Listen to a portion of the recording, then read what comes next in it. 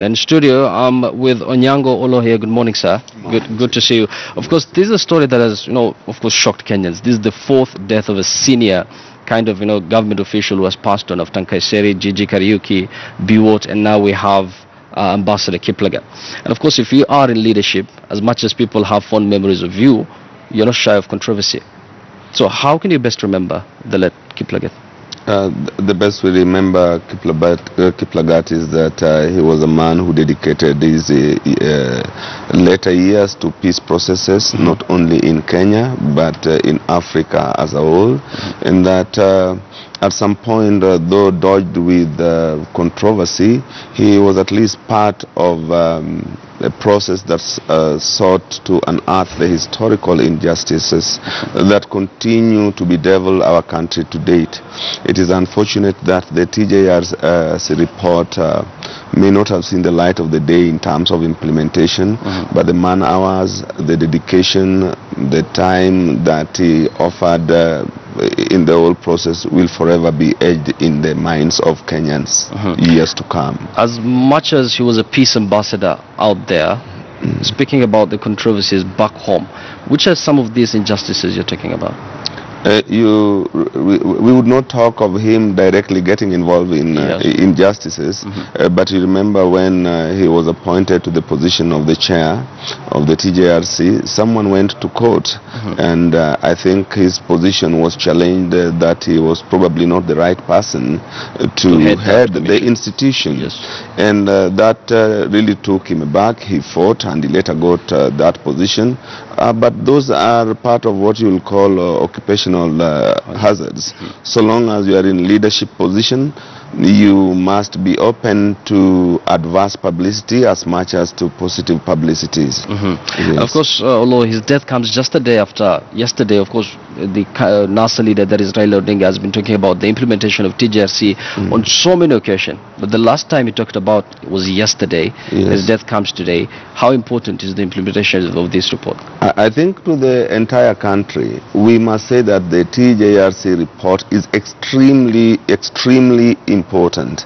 If Kenya is to move forward, if Kenya is to rediscover itself and move without the burden of yesteryears, the TJRC report has to be implemented in its totality. We cannot pretend that we are one nation, that we are united, that there are no historical injustices, that we just look forward to a better Kenya without looking at how fast did we get ourselves into the position where we are into, without redressing the historical injustices that plague our lives, without looking at the biases, the injustices, all that negative energy that has plagued and defined our people in terms of their history.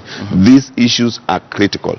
If Kenya is to truly rediscover itself, if we want to cover ourselves, cheat ourselves that we are doing well, let us go on. But somewhere, someday, these things will erupt. It is important that those who are aggrieved and the aggressors come together to the table, and those who are aggrieved seek apology, receive the apology, they are forgiven, and if there are historical injustices, let justice be done to those people who are offended.